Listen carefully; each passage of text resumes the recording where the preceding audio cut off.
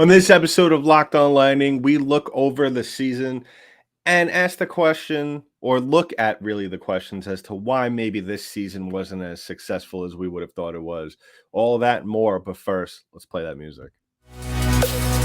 You're Locked On Lightning, your daily podcast on the Tampa Bay Lightning. Part of the Locked On Podcast Network, your team every day.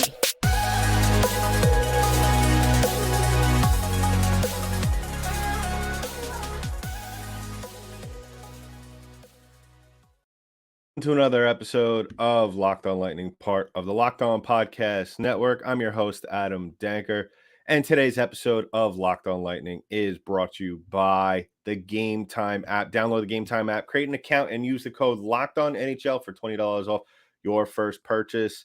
Last-minute tickets, lowest price, guaranteed.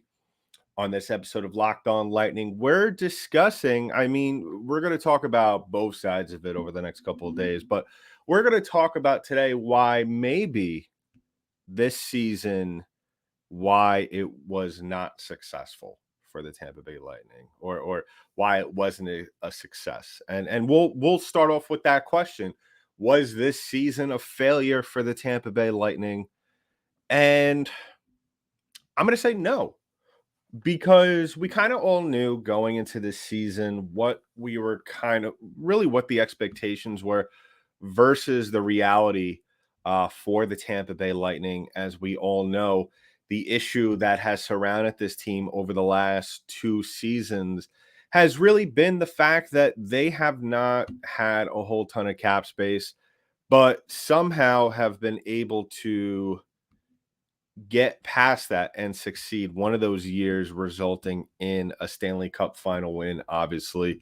The other win resulting in another final appearance. So when you look at this season compared to last year, a little bit of a difference in terms of record, not so much in the standings, really. When you look at it, the Lightning in 21-22 finished in third in the division, as well as this year, as we all know. Little bit of a downturn in terms of wins, losses, and points. Last year, the Lightning went 51, 23, and 8 with 110 points, where this year they only went 46, 30, and 6, and that was 98 points.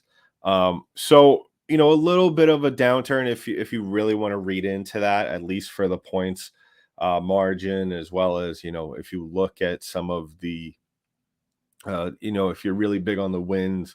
I really measure success in two things with this team: where they finished in the standings, if they made the playoffs, where did they go far in the playoffs, and then you kind of look at that towards, you compare that towards the actual expectations. Now, if you've been following us all year long, you know why that the Lightning, what the expectations were, at least, or the ones that I put forward on this show. It was that the Tampa Bay Lightning, my expectations were we weren't probably going to get that of 100-point season or something close to that this year, but at least what we were going to get was we were going to get at least a playoff team. And the mantra over the last couple of years really has been, let's just get in and see what happens. And same thing kind of happened this year. And I kind of felt that is one of the reasons why the Tampa Bay Lightning were not successful. If you really look at the long-term goal that I put for them, at least, was to get back to the Eastern Conference Final. Because at the time I said, if you could get back to the conference final, that is under the assumption that at least this team will be able to have a little bit of momentum under their feet, if not a lot. And when you get in the conference final, teams are worn down by that point. You're kind of just playing off adrenaline. And really, from that point on, it's really just a battle of attrition for those teams, as we've seen in years past. So, that was kind of probably everybody's mistake, at least in terms of a mindset, at least from the fan perspective. And kind of probably from the organization perspective. We're probably not going to hear that as much next season, just because I think that Now, I don't know if this is concrete, but I feel like maybe that this team feels as though that they're lowering the bar in at least publicly, just get into the playoffs and see what happens. No, this Tampa Bay Lightning franchise wants to win cups every year, and they can. This year obviously was a little bit of a step back, not a failure. Like I said, I think really what it came down to was, I spoke about on the last episode, that really what it came down to, this I think we'll look back on next year, because I think this team will have a bounce back season. um, I think it'll really come. I think we'll look back on this playoff run and as a little bit of a blessing in disguise, that it was that it ended a little bit earlier than we would have liked it to. But yeah, I think it was a whole mindset thing, and I guess this, that coupled, and we'll do one and one A. One obviously is kind of like the mindset of like, let's just get in, let's not worry. And there was a time there throughout the course of the season in which that this team was in first place. It was very short lived though. It was early on. Obviously with Toronto and the Boston Bruins playing as well as they did. I think that the Lightning held first place probably for a total of 5 days, maybe combined throughout the course of the year. But that just shows you how well the Boston Bruins played throughout the season. But the 1A really that goes in with this is, they weren't taking they didn't take advantage of the opportunities afforded to them throughout the course of the season. And you look at that, that's a very broad statement, I think. I think when that can mean a lot of things. Does that mean power plays? Uh does that mean playing against lesser teams? Does that mean just getting a better bounce in the course of a game and that leading to a scoring chance? And my answer is really that statement, not taking advantage of the opportunities afforded to them, that capsulizes everything for me, all of that, really, when you look at this Lightning team. And I think that's really, and I spoke about it on the last episode, all the mistakes that you could kind of look at this Lightning team and fault them for, and really was the reason why that this team didn't play well or didn't succeed to the level that I think they would have wanted to, as well as we did, uh, really goes back to that. And it really starts with their early game play. I think there was a lot of games this year where really that Tampa Bay did not play well early on. And it got to a point to where it almost seemed as though even in wins, this team was really playing from behind and spent a good portion of games uh, getting back into games, getting back into the flow of the game, chasing after teams, whether that be teams like the Boston Bruins or teams like the Columbus Blue Jackets. I mean, really, when you looked at where this Lightning team was, except for the month of January and February, really what it came down to was that this team's record very rarely at times reflected how they were playing on the ice. And I think that's really something that the Lightning really need to figure out this offseason. Well, really, actually, John Cooper needs to. And then when they go into camp in September, early October, that's when we really need to see some sort of change. Because I felt like after numerous times this year and as the season progresses, and we saw this last year, this isn't anything new for this Tampa team. I think the only difference for Tampa Bay from last year when they were playing behind was that I think they were a better team. And they were riding off 2 straight cups, so you also have that as kind of like in your pocket as well. We could get back into any game because look at what we've done the last couple of years. So I look at it that way. But really, as the season progresses, that wears you down. Instead of being able to play comfortably with the lead, sometimes it not only takes a physical toll, but it takes an emotional and mental toll, I think, to a certain extent.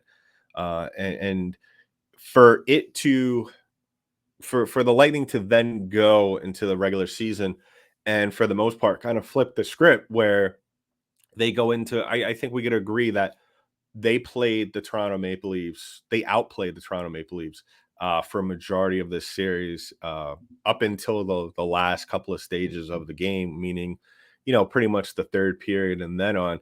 I think really that goes back to my point that first point about having that mentality of let's just get into the playoffs and see. I think really it's a lot harder, in my opinion, and also it you kind of we could play the hindsight game all we want here, but in my opinion, it's a lot harder to get back into the mind of to come back early on in a playoff game because there's so much momentum that comes from that opening goal for either team that really it's really on the other team depending on whether or not they're at home or not. It's really kind of even though it's 1-0, it seems as though it's times that you're climbing back from 3-4-0. Um, so that's the other thing and I think when you look at the Lightning, their play early on with their mindset early on in games, as opposed to how they played in the playoffs, um, I think they didn't set themselves up to finish the best way. Most likely they would have still played the Toronto Maple Leafs. Then again, we could sometime over the summer, if we really wanted to here on the show, we could look back on this team and the games they played where they fell behind early on, regardless of if they ended up tying the game in the first period. It, I, one can make the argument that maybe they would have had a drastically better record and maybe finished a little bit closer to Boston. And we could even talk about even those matchups against Boston, how they would have fared better. We could also dive into that later on in the summer, but we have a lot to unpack from the playoffs. But like I said, yeah, we're here on this episode. We're talking about the 3 reasons as to why this was maybe not a successful season for them. And yeah, early play in games, coupled along with the fact that maybe the mindset wasn't really there for the regular season, and then once you get to the playoffs, you kind of are off whack and kind of telling yourselves, all right, now we got to start playing, is definitely not a recipe for long-term success. So we'll keep talking about the reasons as to why the Lightning were not successful this season coming up. We will obviously talk about some of the questionable moves and signings that they made this offseason, as well as during the trade deadline. We'll talk about all of that. But first, I want to talk about one of today's sponsors, and that is our friends at Gametime. Now, if you haven't heard about Gametime, I absolutely love this app. Sometimes I get off from work last minute and I want to go to a baseball game, I want to go to a hockey game or a basketball game. And Gametime is the best app for me because, I don't want to spend a lot of money with everything going up. Gametime has the lowest prices for last minute tickets. Buying your tickets to your favorite event shouldn't be stressful. I don't want to be stressed out during the whole process of getting tickets last minute. But with killer deals on last minute tickets and their best price guarantee, I can stop, as well as you could stop stressing over the tickets and start getting hyped for the fun that you'll have. Forget planning months in advance. Gametime has deals on tickets right up to the day of the event. Get exclusive flash deals on tickets for football, basketball, baseball, concerts, comedy, theater, and more. The Gametime guarantee means you'll always get the best price if you find tickets in the same section and row for less. Gametime will credit you 110% on the difference. So download the Gametime app, create an account, and use the code LOCKEDONNHL for $20 off your first purchase. Terms apply. Again, create an account and redeem the code, Locked On NHL for $20 off. Download the Gametime today. Last minute tickets, lowest price guaranteed. So once again, I want to thank everybody for making us your first listen of the day. And if you haven't already, please go ahead and subscribe to the channel on YouTube. Follow us wherever podcasts are distributed in audio form. The best part about that is that, of course, they are free. So go ahead and do that. Drop a comment below. We are talking about today on today's show the 3 reasons as to why maybe this wasn't a successful season for the Tampa Bay Lightning. If you're just joining us, if you fast forward it early up until this point, we just got done talking about mindset and a little bit of a I wouldn't say a little bit because it really kind of I feel swayed some games for the Tampa Bay Lightning during the regular season. But the mindset of let's just get in and whatever happens in the playoffs happens. Anything can happen. I don't like that. I never really felt comfortable with it. Even last year when they were kind of doing their whole media celebration, I guess if you want to call it that, after they won their second straight going into last year. I just never liked it. I never felt comfortable about it. I was always in the camp of let's just play the way, and at the same time, this may not be a good mindset, but versus let's just play and see what happens getting into the playoffs. I would rather say let's just play every game like a playoff game. Now, obviously, we've seen that go very badly in the playoffs. 2019 is an example.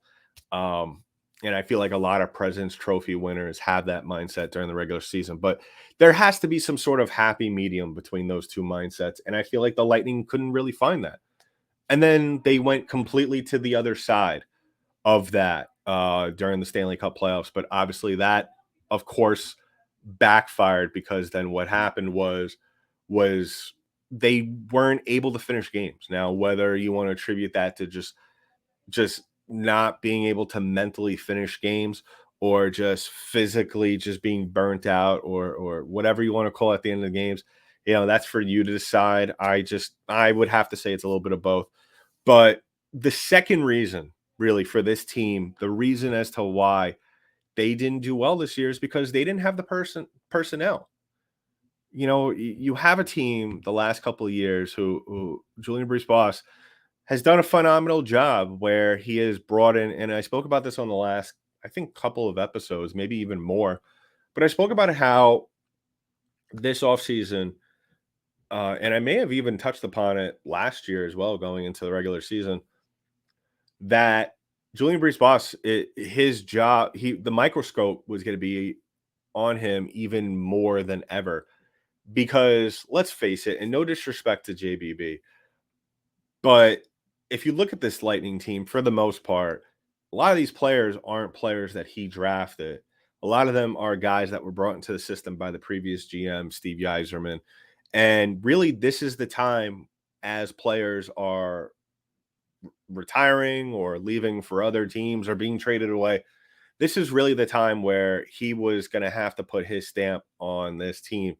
And last year did a very good job. Even the last couple of years brought in very good players. Barclay Goodrow, Blake Coleman. Last year, Nick Paul, and also bring in Corey Perry, Pat Maroon as well a couple of years ago. Brandon Hagel. I mean, the list goes on. We could sit here and talk about all the additions that were key in the moment, but not all of them obviously are home runs. Some of the deals, like Hayden Fleury, Ian Cole played all right this year. I'm not going to exactly kill him for that, but I think we could all agree, when we look at probably the biggest hit and miss for the Lightning, it was Vladislav Namestnikov, who in 57 games for the Lightning this year had 6 goals and 15 points, which, I felt like if you watched him all season long, and I'll preface this by saying I didn't like this signing from the beginning. I just, and I felt like the media that is really, really close around Tampa Bay, as well as the organization itself, was really trying to sell all of us on Namestnikov by saying, well, you know what he really, he's a former player. He got his start here. And to be fair, he really wasn't a great player here. His best season was in 15-16. He played 80 games. He had 14 goals and 35 points, and that's very good. But now you're coming back, and let's face it, you're 30 years old. That was when he was 23. So 7 years have passed, and you already see a dramatic decline. And it wasn't like he had a spectacular year, blowing people off the map the last couple of years. His previous best season was really, 21-22 the previous year, but that was split between two different teams. And if you look at kind of his track record, of teams, you could take it as two things. He's been moved around a lot because a lot of teams like him, or you could just look at that the way I kind of look at it, as that he can't really fit in anywhere else. And, he really has a short shelf life in terms of being on a team. And let's face it, let's call it what it is. He had a lot of opportunities this year to succeed. He was playing around very good players at times. He got some ice time with the higher guys, Stamkos, with Paul and Colton, and at times maybe he was even on the ice with Point and Kucherov during weird line changes. So the opportunities were there, and I think we could all agree as well as that if you look at some of the footage from him this year, really there was times either he just completely flat out missed the net on very high scoring chances, or just there was games, and I spoke about it at the time. There was games where we went where we didn't even hear his voice. I'm sorry, his name called. And when you sign a guy like that to a deal like that, that really hurts the team. I felt like at times that the Lightning, were really hurt because there was games in which you didn't even know that he was on the ice. You didn't even know if he was dressed. And when he was, it didn't really do anything for the team. And you're probably arguing, and which is perfectly fine. Well, he had 15 points, but when you're playing on the third line, you can't have that in a you got to produce more. That's plain and simple. That's just a very prime example. And the Lightning said good riddance, traded him away, and they retained part of his contract. And now they ended up paying $1.25 million to just get rid of him. Now that's obviously not a big bulk of change, but at the same time, when you're a team like Tampa Bay, who is not able to make moves because of your cap constrictions, that money could be used towards somewhere else. That could have been used, obviously there wasn't a lot of names that were very enticing in the beginning of the season, and I get it, but I kind of felt to a certain degree, especially with the Nemestikov, that was more of a signing because he was there, not because of it was really going to be a good fit. And like I said, I felt like this team in the upcoming, like the weeks after, were saying, oh, he grew up in this organization, and he's a former Lightning player, so he's a great fit, and clearly he wasn't. And I think him being traded away, obviously that was for the McDonough trade. I still feel like to a certain degree, if he was that very good of a player, he wouldn't have been able to fall into the Lightning's lap the way he did. He would have stayed in Dallas or in Detroit, or wherever the hell he was prior. I think he was in Dallas before this. And you look at some of the other signings, Ian Cole, I think, came around as the season went on. He was a very decent third liner for the most part. I think on the other side of that, though, if you look down the line, and I think a lot of people will talk about this as the season goes on, or as the off season goes on. I think one of the biggest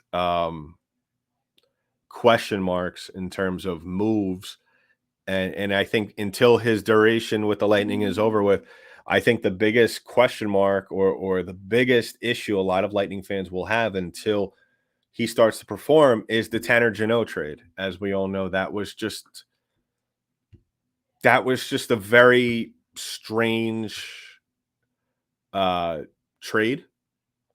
That was that was just a desperation Hail Mary trade for the Lightning. I think that they waited too long on Barbashev, because I think that was the forward that everybody wanted.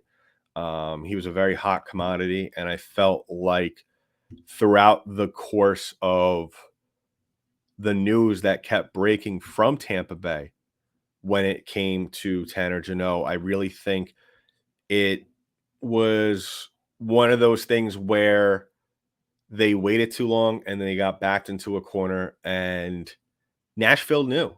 and they absolutely took everything they could from Tampa Bay in that deal. And if you look at that deal, just a reminder, the Lightning sent Cal Foote, a 2025 first round draft pick, a 24 second round pick, a third, a fourth, and a fifth for this year's draft, the 23 draft. And Jeannot it didn't pay off. I think also we have to that also comes back with the expectations, maybe from the organization or even from the fan base or both, that, even though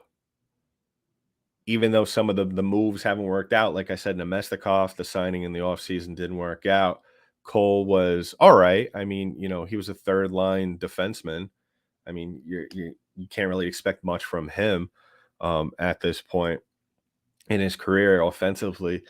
But I felt like a lot of people, including myself, were kind of looking at that Jeannot trade, that basically saying, and I may have even said it at the time, and if I did, I'm completely out of bounds with it. I even said that, in order for this trade for the Lightning to win this trade, or to at least come out even, Jeannot needed to have some sort of a performance that we saw from Nick Paul last year.